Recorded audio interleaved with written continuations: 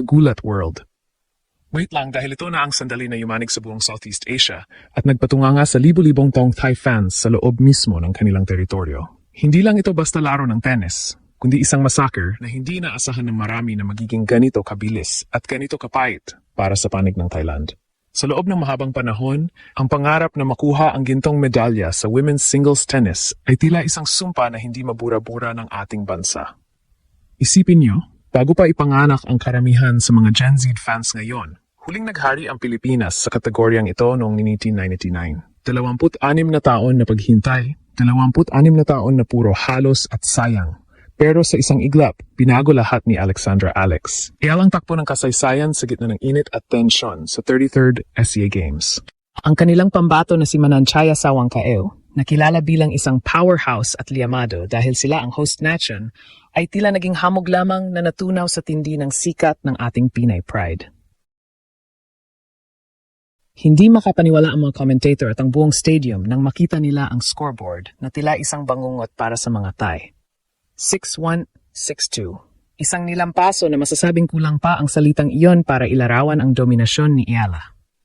Mula sa unang palo hanggang sa huling serve, kitang-kita ang gutom at ang apoy sa mga mata ng ating pambato na tila ba bawat hampas niya ay bit-bit ang bigat ng mahigit 2 dekadang pagkauhaw ng Pilipinas sa gintong ito.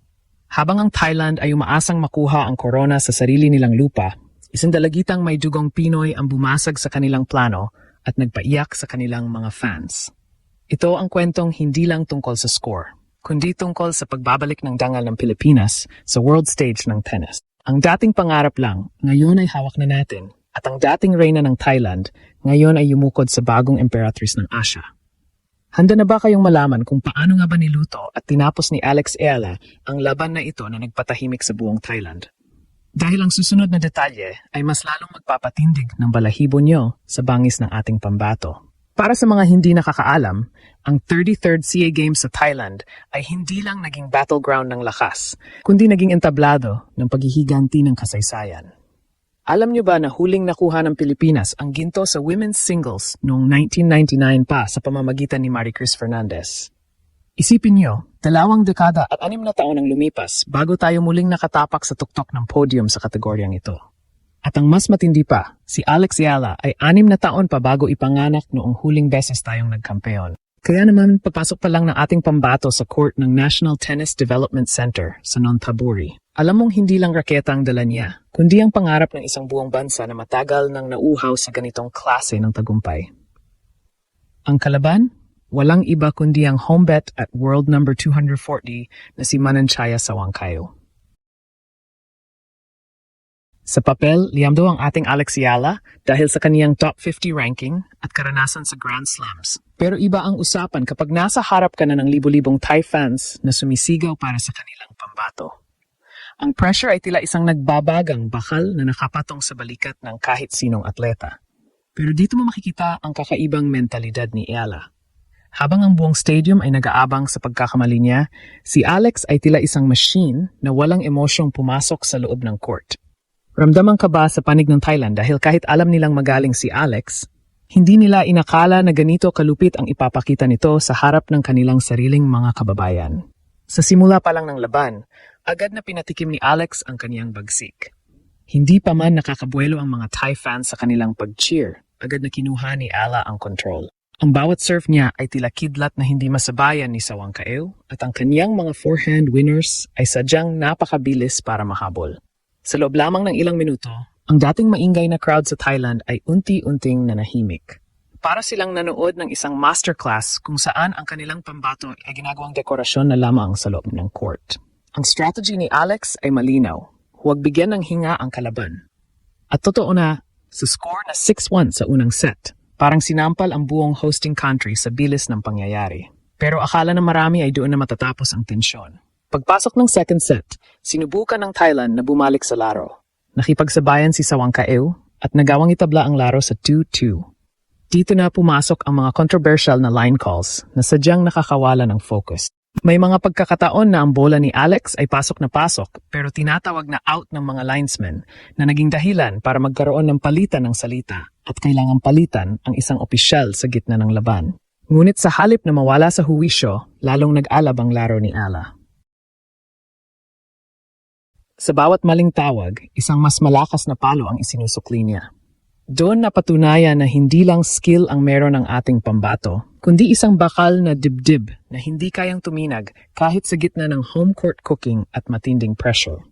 Sa puntong ito ng laban, hindi na lang ito tungkol sa kung sino ang mas mabilis tumakbo o sino ang mas malakas pumalo, kundi tungkol na ito sa kung sino ang unang kukurap sa gitna ng matinding tensyon. Matapos ang palitan ng mga kontrobersyal na line calls na nagpatigil sandali sa daloy ng laro, marami ang nagakala na mawawala ang momentum ni Alex Ila. Karaniwan na sa tennis, na kapag ang isang player ay nakaramdam ng kawalan ng hustisya sa tawag ng mga officials, madali itong uminit ang ulo at mawala sa focus. Pero dito ipinakita ni Alex kung bakit siya tinuturing na world-class athlete. Sa halip na makipagtalo ng matagal, ginamit niya ang galit at frustration na iyon para mas lalong paigtingin ang kanyang atake. Ang bawat palo niya ay may kasama ng bigat ng determinasyon na hindi siya papayag na makuha ng Thailand ang ginto sa pamamagitan ng mga kaduda-dududang tawag. Ang second set ay naging isang tactical chessboard kung saan si Alex ang grandmaster. Alam ni Ala na si Mananchaya Sawangkayo ay may malakas na backhand, kaya ang ginawa ng ating pambato ay pinilit niyang ilabas sa comfort zone ang Thai player. Pinatakbo niya si Sawangkayo mula kaliwa pa kanan hanggang sa makita niya ang pagod at frustration sa mukha ng kalaban. Habang tumatagal ang laban, kitang-kita ang pagkakaiba ng level ng dalawa. Si Alex ay sanay sa bakbakan sa WTA Tour at Grand Slams, habang si Sawangkayo, bagamat magaling, ay tila nalunod sa pressure ng kaniyang sariling bansa. Ang crowd na kanina ay sobrang ingay. Ngayon ay tila nanood na lang ng isang pelikula kung saan alam na nila ang malungkot na ending para sa kanilang. Dito na natin nakita ang killer instinct ni Ala. Sa score na 4-2 sa second set,